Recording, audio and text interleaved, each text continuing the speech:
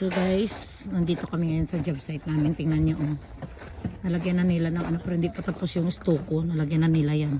Tapos dito ngayon, ayan, naglalagay sila ng butas. Daanan naman ng mga wire. So dyan nila idadaan yung mga wire. So ayan, tingnan nyo. Kaya wala kayong makikita dito ng wire sa kanyang ano, na nakalawit. So dyan nila idadaan talaga yung wire. So ayan oh, hindi pa tapos yung nagstuko dito. So ayan oh, ayan pa lang. First coat pa lang ng stuko nila ito. So tingnan, nakikita nyo pa yung mga ano, yung mga wire dito sa gilid.